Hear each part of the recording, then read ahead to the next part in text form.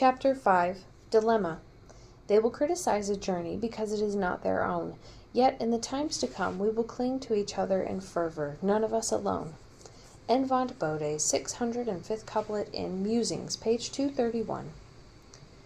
Dysandra sat in her quarters. It was about 2 hours past midnight, but her body thrummed with some kind of nervous energy. She hadn't felt nervous in a very, very long time. She couldn't let such a bothersome emotion degrade her performance. When she held the position of archpriestess, tomorrow they would experiment on Tal again. The other demon did begin to change when danger and harm were present, but that was only when a sword had cut into her arm. The others wouldn't think twice about doing the same to Tal. After all, what was one life when weighed against one's country or even one's religion, one's God? Something still hung over her mind. When Dysandra was searching Tal's soul, she, by nature of the very act, felt some of the young boy's feelings at key points in his life. The most stark was when Dysandra had accepted Tal on that first night, with his village burning down in front of him, family gone. Tal had made a deep and intimate connection with her. In his eyes, she had saved him from the darkness, something that she didn't have when she was his age. Dysandra stood up, pushing the chair out as she rose from her desk. She walked to her altar and knelt, opening a sacred box. She'd leave her armor there. If she was right, it would only prove to draw some unwanted attention, despite what the armor provided in strength and protection. She would, however, take the undersuit with her. With some coverings that she would take with her, it should be enough. Over the next few minutes she retrieved the knives and stored them in the storage compartments along her body. The smaller knives would be placed at points closer to the joints, while the larger ones would be stored along her legs and forearms. She reached for her robe, but her fingers hesitated before touching the cloth.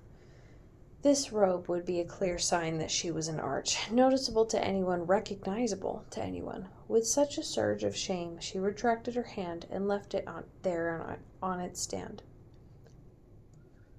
She stood, accustomed to the new weight of the knives. She looked around her room, and memories rushed her mind, almost pleading against her plan. She breathed in through her nose, placing the slightly dusty smell in her mind to remember it by.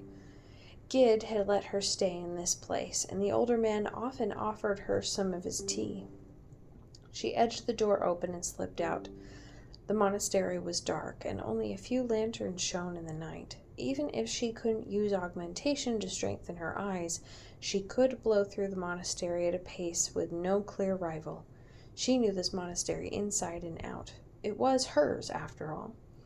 Only a few guards patrolled the inside. Most were stationed outside the monastery. Still, weaving between what guards she did find wasn't what she would call a challenge. She silently crept to the basement level and made her way toward Tal. Unfortunately, soldiers were stationed along the perimeter of his cell. Counting the captain, she saw 6. 2 in back, 2 in front, and 1 on the outside of each adjacent cell wall. So she simply walked up to them. "A good night, I hope, Captain. You and the rest of your subordinates are hereby dismissed until further notice. I want to talk to the boy alone." "I would, Holiness, but your brothers and sisters have commanded that no one be alone with the boy. While you are my assigned archpriestess, I must respect the word of eight more. You may still talk with him, but we will not abandon this post," the captain said. "Well, that is unfortunate," she said. What do you mean by that?" Dysandra rose her left leg up and delivered a harsh kick to the captain's ribs. His form seemed weightless for the few seconds he was in the air until he crashed into the cobblestone wall. The remaining 5 held looks of astonishment and fear. It took them some time to react, but by then Dysandra had already incapacitated 2 more. The soldiers from the back charged at her, swords brandished. Dysandra carelessly threw 2 of her knives at one soldier, hitting him in both of his thighs. While he did wear armor, it gave way like paper before her knives. You know, it basically doesn't matter anymore, but attacking your archpriestess is punishable by death. With it being treason, you know what that makes you?" she asked as she dodged a clumsy slash. She swatted the sword away with her palm, the sword now being airborne. "That makes you a heretic, also punishable by death," she finished. She slipped behind the weaponless soldier and slashed behind his kneecaps. The last and final soldier made for the stairs, going for support. "Huh, I guess some of you aren't brain dead," Dysandra quipped. She tapped into her astral energy, using her soul as a power source. She used a simulacrum she had been working on, attaching the energy to the soldier's nerve centers. He stumbled wearily and fell, his head colliding with the stone floor. Out cold. The simulacrum confused the body's functions that dealt with balance and self-awareness. Funny how much just the inner ear could do. She ran her right hand through her short blonde hair and slashed the lock to Tal's cell. The door swung lazily open. Dysandra paused. She had rather face a squad of soldiers than face the boy. "Come on, Tal. I know you're awake in there. I'm here to get you out, I promise. Tal, in a few hours they will do anything they have to get you to change. They're going to hurt you, Tal." She all but pleaded with him. He peeked his head out of the shadows of his cell. "You've said those things before. How should I believe you now?" he said simply. Dysandra's breath caught. "That's the thing, Tal. I don't know how to convince you of my intentions. But the fact of the matter is, you are in danger, and I don't care if you don't believe me or not. I don't care if I have to fight you to get you out of here. I'm not going to be responsible for any more harm. So I do need to haul you out. Or will you walk out? So do I need to haul you out, or will you walk out?" He cast his eyes down. The light seemed to have gone out of them, though it was only through his eyes that she could tell he felt lost, betrayed. She wondered how the eyes could convey so much emotion. Tal slowly walked out of his cell, still in the same clothes she had given him. She had given him that first morning in the city, albeit a little more dirty. Why?" he asked. They stood there motionless, just looking at each other. "To be honest, I don't really know. I've been trained not to feel this way toward others, as one may wager it can cloud your judgment. This goes against what I've been taught, my religion. This is wrong. This should be wrong. But nothing has felt more right than this. No child deserves this. Especially not you." Tal walked out a bit farther. Dysandra held out her hand toward the boy, but was interrupted as the captain lunged at her. She dodged, but he swung wildly at Tal. Tal's body responded immediately as he expertly evaded the swipe, and Dysandra gave a slight smile. So it did come in handy, she thought, before grabbing the back of the captain's helm and bashed in the cell bars. Metal kissed metal, and it groaned as the cell bars bent out of place. His dented armor groaning as he slid. He slowly fell to the cobblestone floor. Now, Tal, we really should be on our way," she said to him. He nodded and came toward her, grasping onto her hand. She took his hand and hefted him onto her back, and with instructions to hold tight, Dysandra tore out of the monastery. She stuck to the darker parts of the streets, sticking close to the buildings. Soon someone would notice, if not now, then later on in the day when they would take him and find that suddenly he wasn't there. She brought them to the outskirts of the city, her monastery still standing proud against the backdrop of the city. She had taken them to where her convoy was stored, raced into the stables with Tal on her back. She found what she was looking for. The Felly stables. The majestic beasts perked their heads up as they heard her approaching. "Okay, Tal, you have to hold tight. I don't want anything to happen, understood?" He nodded in affirmative. Dysandra whipped out a knife and began to slash the locks of each stall in the stable. The Felly, besides being large enough for a separate stable, were proud creatures and as such required a separate stall for each one. They tentatively forced themselves out of their stalls and looked around. All their eyes found themselves on Dysandra. She wasn't worried. The Feli weren't just burdensome creatures of labor, but intelligent. More than that, they were trained to follow commands from a select few. Dysandra, as archpriestess, was one of those few. But Tall wasn't, and if the Feli felt threatened by an unknown person, things could get complicated. She slipped the knife back into its compartment and made a series of gestures and movements with her hands and arms. The Feli understood and ran out of the stable toward the horizon and away from the city. Dysandra didn't need accounts of a rampaging Feli in her city. It was still her city, after all.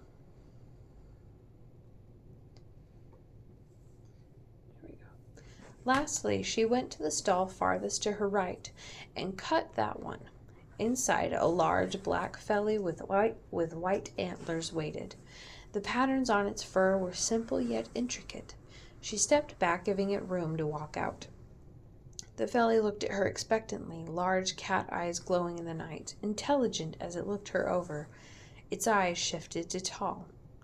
It remained still, seeming as if to decide if it could trust her with the new addition of the boy. Dysandra made the gesture for ride, and the Feli chuffed, a sound of affection. Dysandra nodded in thanks and gracefully hopped onto its broad back and patted its flank. The Chelly responded by bursting into a swift sprint, carrying them well out of the stables. Trees and bushes whirled past them, dark against the pale, dark blue sky. There were only a couple of hours till morning. Dysandra made a gesture and then pointed with her whole hand toward the south. The powerful Feli chuffed and changed direction. Dysandra held tight to Tall and him to her. Bonds Modis be willing, it'd be quite some time before she'd have to fight her siblings.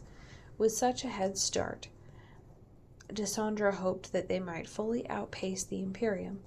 Still, she couldn't help but look back on her city as the massive cat raced along.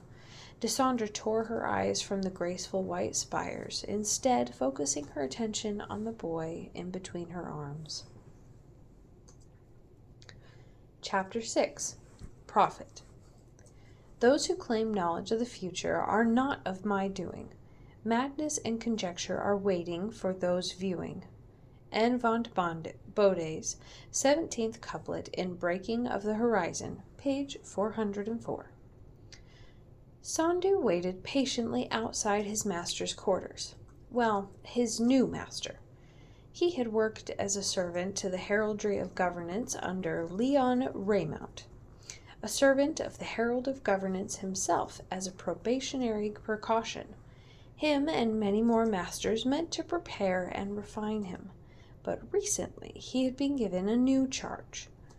Usually they would give him information, but everyone had been tight-lipped about this new one. He'd been put to sleep as they had taken him here, even though Sondu had been raised for this particular role. Sondu shifted his weight to his right foot. Most considered servitude to be unapproachable, and Sondu would likely agree most of the time, but it really just came down to luck. Get assigned to a real piece of cardinali work, and you'd have to work like one. But every once in a while you got a lax master, not to mention that you couldn't get drafted. Servants were far too valuable for that sort of thing. Good timing, too. Sondu had heard that drafts were going out to support some new crusades or whatever, and from what he'd heard recently, an arch was absent. A rumor that had been sneaking around. Yes, they had disappeared on a spiritual retreat or something like that. Sondu pitied the local heraldry of governance. They probably had to work harder to maintain order in the absence of an arch. Sondu huffed and knocked again. He heard footsteps on the other side of the door, and soon it opened, granting him a view of some accompanying soldiers and his new master. This new master must be pretty important, judging by the gold coloration of the guard's armor. They ushered him in and closed the door. Sondu walked leisurely toward an important-looking person. You could always count on the real vivid colors and classic style of clothing. A guard stopped him with a hand on the chest. Mandatory inspection. Please stay still, and this will be but a moment. If you refuse a search, we have permission to kill you. Okay, so this new master must be really important. He held out his arms and allowed the guard to pat him down. Uncomfortable, but not unfamiliar. Very well, you may approach, the guard confirmed as he finished his inspection. Sandhu walked forward and out onto a terrace of sorts. Stained glass ornamented the wall in front of him, depicting religious events and paraphernalia. Sandhu recognized some of the more well-known portraits of God done by masters of the past. They looked older than the replicas he had seen. They couldn't be originals, could they? Sandhu stopped before a man reclined on a lounge. Rich robes sprawled across his body and spilled onto the floor. He'd been set aside from his childhood, slowly prepared for the opportunity for a great calling. He bowed, his head touching the ground. What do you desire, master? Nothing for now. A silence suddenly passed between them, leaving nothing but the remnants of an unfinished sentence. Sandhu wagered he'd be okay if he lifted his head enough to see him. His master's mouth was half open, a far-off look in his eyes. Heavens, his eyes, he thought.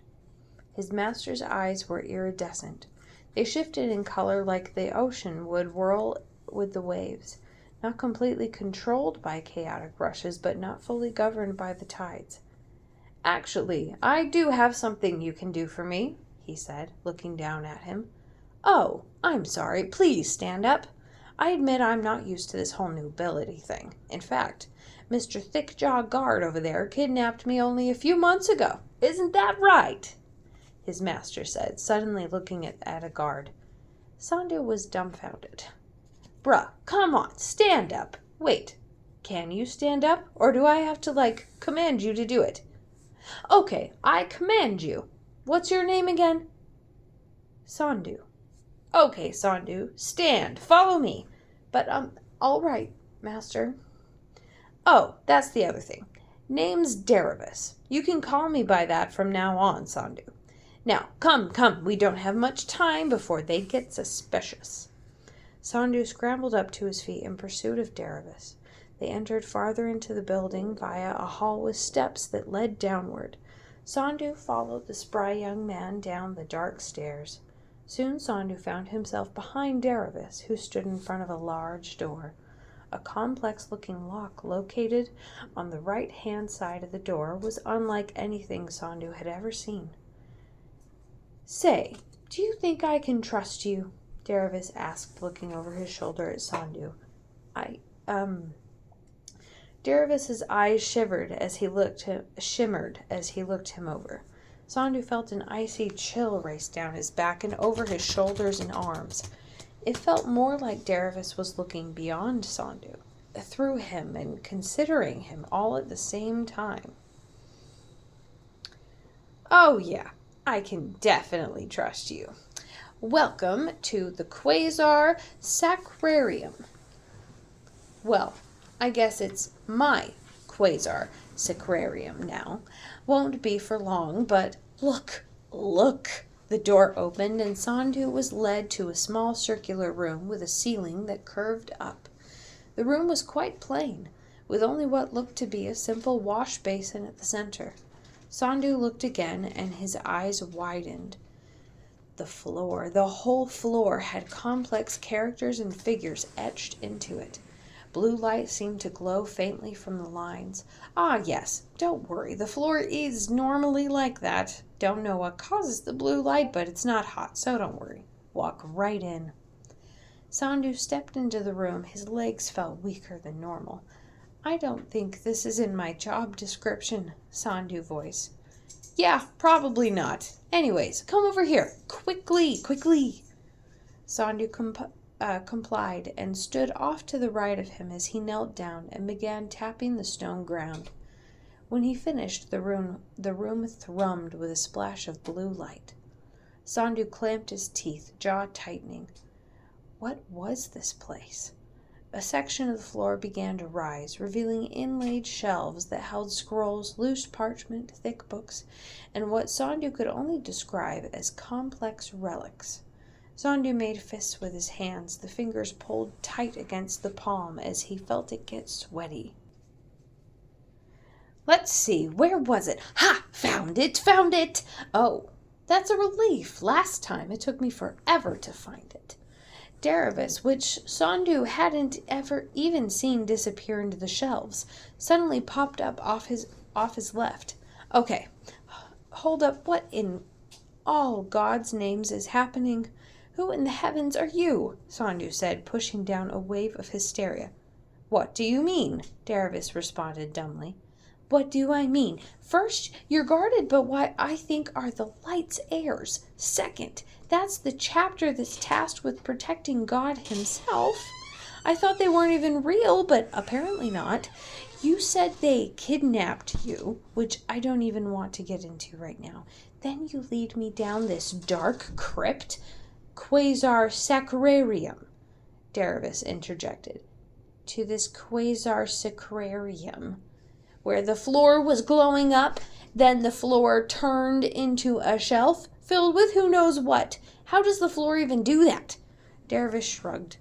Then, as Sandu's logical mind caved in, he began to say every curse word he knew. Hey, wow. Calm down, Daravis said, rushing over to him. Hey, yo, seriously, calm down. I haven't even heard of some of those. That's really impressive. Hey, you gotta listen to me, or an ungodly amount of people are going to die. Yeah, the Dromi has been unraveling, and then Sandu stared at him, mouth half open. Okay, I can see how that wouldn't help calm you down. How about a godly amount of people are going to die? Sandu's mind was reeling, but after some effort, he managed to keep it blank. He tried to control his breath, breathing in through the nose and exhaling through his mouth. That's it. All right. I'll tell you what I know. I was just minding my own matters when the Light's heirs kidnapped me in the dead of night. They were all acting very serious and uptight. Then they told me to drink this thing, and that thing looked like the runoff that comes off garbage when it rains. It smelled the part, too. Naturally, I said no, so they pinched my nose, and I waited till I opened my mouth to breathe so they could then shove the stuff down my throat. Please tell me there's a point to all this. Of course. Anyways, that stuff knocks me out. When I wake up here, I can barely remember anything. Definitely not how I got here. All the while, they call me awakened. Every millennia or so, an awakened will rise. They have the ability to peer into the future. The first few built this place, the Quasar Sacrarium. It uses the position of the stars to help them keep track when taking years of time into consideration. They collected and stored information to help with narrowing down what will happen. Well, the sky might look strange going forward, but I think you'll be able to find it. Hopefully. But can't you already see the future? Sandu asked. Yeah, but it's like trying to recite a poem backward while drunk. A little tricky. At best, you get short little windows into the future. The details can be lost in a state like that. So, the cataloged information helps clarify things. Okay, I think I get it now. Wait, how do you even know what it's like to recite a poem backward when you're drunk? Don't worry about it. Listen, some weird things are going to go down, and you need to have this. It's absolutely imperative that you keep this with you. If it's taken, you find it and take it back. Daravis pressed an object wrapped in cloth onto Sandu. Okay, now one more thing. You see that? Daravis asked while pointing at the ceiling. Sandu followed where he was pointing and gasped. The ceiling, somehow, was filled with the night sky. Stars dotted it, most of them unrecognizable to Sandu. You've got to travel to a place where you can see that constellation. It's called the Hunter of Philae. Now, to be honest, I don't even know where we are, but you have to get there. Understood? He nodded. Good lad, good lad. Now, let's retire upstairs where it isn't quite so eerie. Wait, sorry. There is one more thing. When you see the ring, take it. Now we're done. Promise. Daravis tapped the ground again. The shelves sunk back into the proper place in the ground. Sandu followed his odd new master up the stairs, the object hidden under his servant's robes. Sandu's mind roved with the information, trying to commit it all to memory.